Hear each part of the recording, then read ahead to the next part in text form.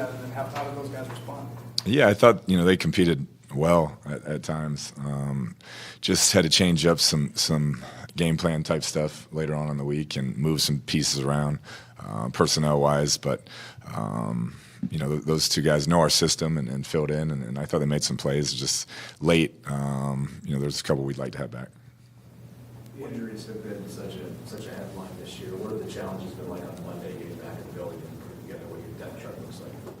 Yeah, each week it seems to be another challenge, like you said. I think just game planning, hey, what can we do to maximize these people, trying to figure it out.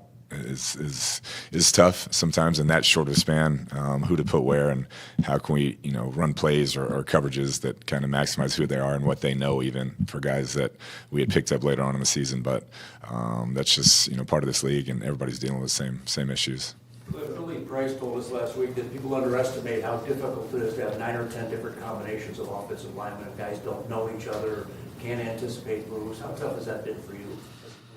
Yeah, you just want to try and figure out what they do best and what you can kind of hang your hat on in crucial situations. And when it's changing each and every week, that's not easy. But I've been proud of those guys' effort. It's just, at times, a missed block here, a missed call there, and haven't been able to consistently, sustain drives like we need to win those games like yesterday. It's only been a few days, but what's the working relationship like with Quinn and Adrian?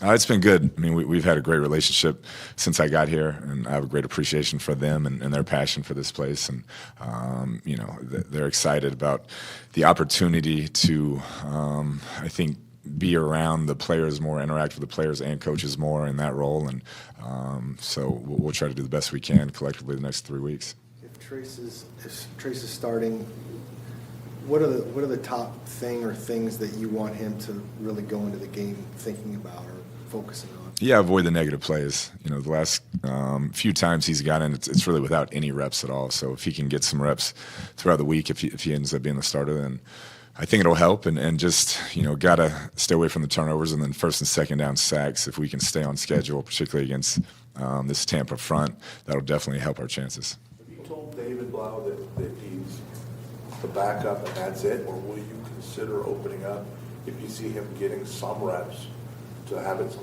somewhat of a competition between him and Trace? Yeah, I think we're going to have both guys, get some work this week. There's no doubt. I think it's only fair to David to at least get some, live type reps during the week in our system since he just got here.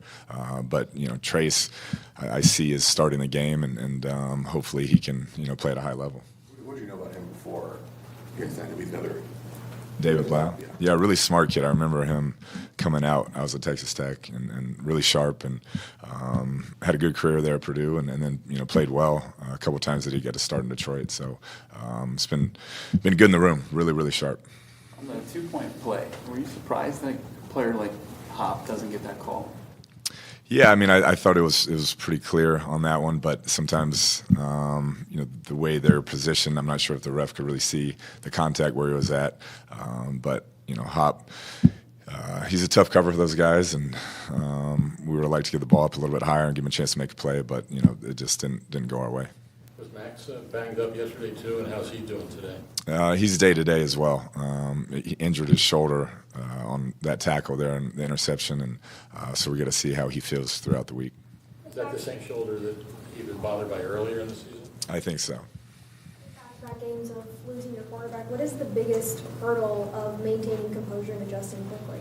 The biggest deal is just for them not having those reps during the week. You want to give them stuff they feel comfortable with. And we have 2 different scripts we'll go into, ones that with their plays and ones with the starters' plays that they highlight throughout the week and like. And so we make sure we try to tailor it to what they've liked and what they feel comfortable with when they go in. But it's never easy for those guys in that spot to just hit it on the run and try to execute. But it's part of the job. When watching the tape, did you see when they went to the run a lot, obviously, in the second half? Was there anything they were taking advantage of, or why do you think they were so successful? Yeah, the toss play there to start the second half was big. I think they had 70 yards just on the toss play alone. Good scheme, good call, and we were really effective in the pass rush, and so I thought it was a good decision by them to take it to the ground, and our guys just looked like got worn out towards the end. Offensively, a bunch of 3-and-outs kept them on the field, and thought they had good push towards the end, and weren't able to really slow them down.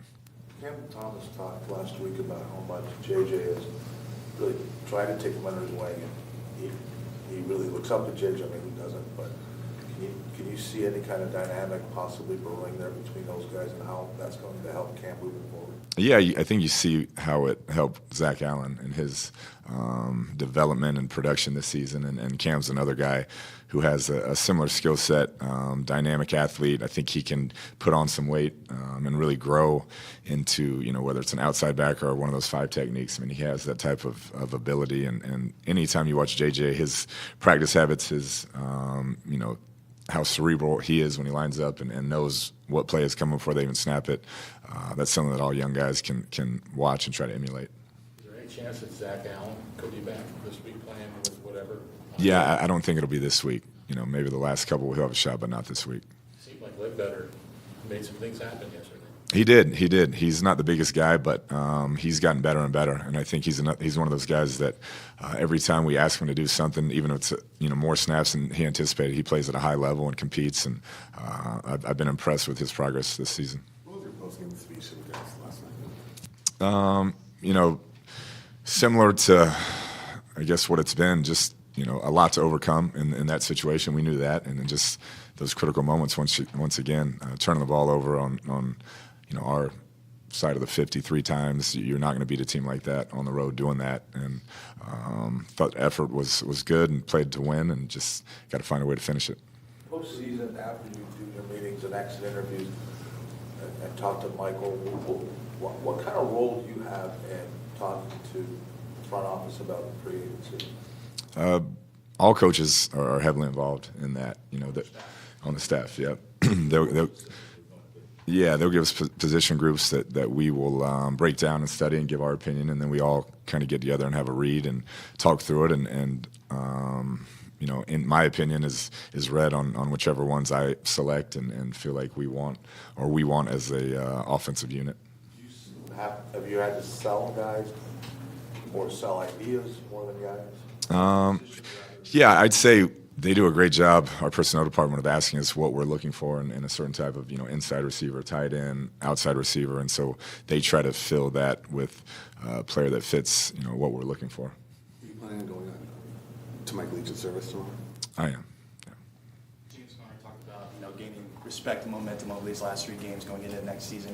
What are you hoping to see out of the offense and just as a team in general?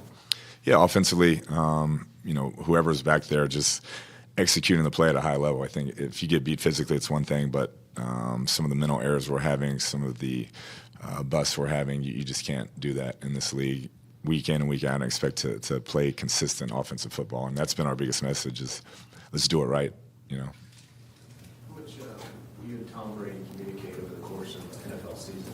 Really had communication this week and shut it off? Yeah, we'll probably shut it off. Both of us are looking for a win. He's highly competitive, but we'll text here and there, and I know he'll be fired up to try and get back on track. They're still playing to get in the playoffs, and that division's really tight. So, just like us, they're fighting to get a win.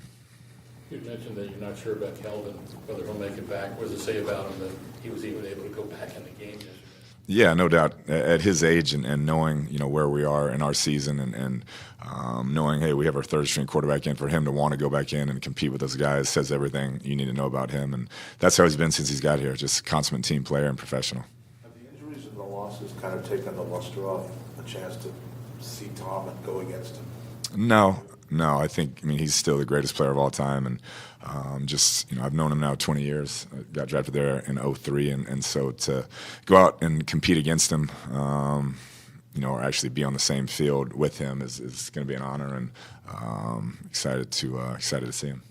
Was that one of Myjai Sanders' best games, if not his best performance this year? He's coming on. He is one of those guys who has a nose for the football. It tends to find him, and I've been really impressed with his run game stuff. I knew it was a pass rush, great build for that, has a great skill set, but his run game stuff has really improved, and particularly for his size, not the biggest guy, but he's been stout against the run. Happy to see Prater do what he was able to do. particularly back in Denver. Yeah, that was good. It's a little bit of a tough service there this late in the season, and I thought he kicked the ball really well. Coach, thank you. Thank y'all.